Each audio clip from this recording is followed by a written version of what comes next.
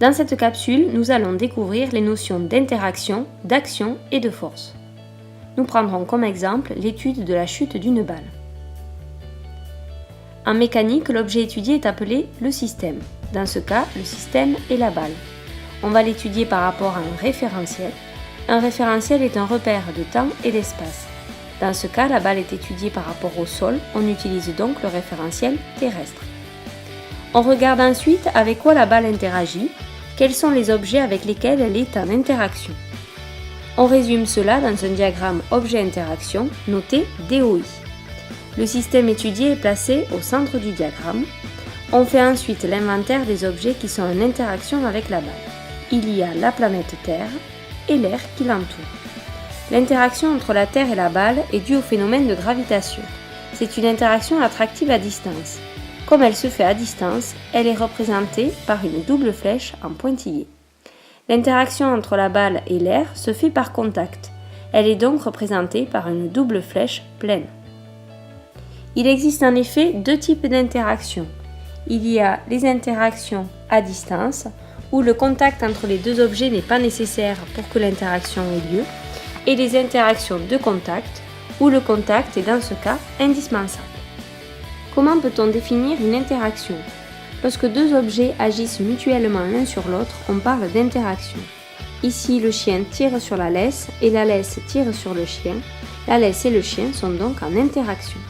Si maintenant on ne s'intéresse qu'à l'action de la laisse sur le chien, on parlera d'action mécanique. Une action mécanique est modélisée par les physiciens par ce que l'on appelle une force, qui est représentée par une flèche. On la note F avec une flèche au-dessus, c'est la force exercée par l'acteur sur le receveur. Ici, c'est la force exercée par le chien sur la laisse. En reprenant le diagramme objet-interaction de la balle, on peut trouver les actions qui s'exercent sur la balle. La balle subit une action exercée par la Terre et une action exercée par l'air. Nous allons modéliser ces actions par des forces. Commençons par la force exercée par la Terre sur la balle, qui est la force d'attraction gravitationnelle, aussi appelée le poids. Une force a 4 caractéristiques. L'endroit où est appliquée la force est appelé le point d'application. Pour une interaction à distance, le point d'application est le centre de gravité du système. Pour une interaction de contact, le point d'application se situe au niveau du contact. Ici, c'est le centre de gravité de la balle. La direction est la droite d'action de la force. C'est ici la droite passant par le centre de la balle et le centre de la Terre, autrement appelée la verticale. Le sens de la force indique vers où va la force. Ici, c'est vers le centre de la Terre. Il est important de le préciser car pour une même direction, il existe deux sens différents. La valeur de la force est exprimée en newtons. Elle peut soit être mesurée à l'aide d'un dynamomètre, soit être calculée. Ici, on va le calculer avec la formule la plus simple. P est égal à m fois g et on trouve 0,15 newtons pour la balle. On fait la même étude pour la force exercée par l'air sur la balle, aussi appelée les frottements de l'air. Ces 4 caractéristiques sont le point d'application, c'est ici le centre de gravité de la balle, car même si l'interaction est de contact, elle est répartie sur toute la surface de la balle.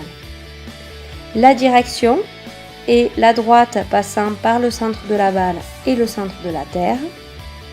Le sens est ici opposé au mouvement de la balle.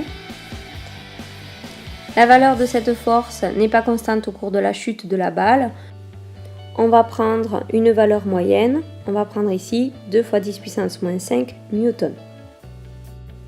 On peut enfin réaliser un bilan des forces afin de comprendre la mise en mouvement de la balle. On essaie quand cela est possible de représenter les forces avec une échelle en prenant par exemple 1 cm pour 1 newton. Cela permet de mieux comparer les forces entre elles. Ici ce n'est pas possible mais on respecte quand même le fait que le poids est beaucoup plus important que les frottements. La balle subit donc deux forces opposées dont le poids qui a une valeur beaucoup plus importante. Ces deux forces ne se compensent pas. La balle va donc effectuer un mouvement rectiligne accéléré vers le centre de la Terre. On a juste supprimé la poussée d'Archimède de l'air pour simplifier le problème. À vous maintenant de mettre tout cela en application pour l'étude d'autres situations.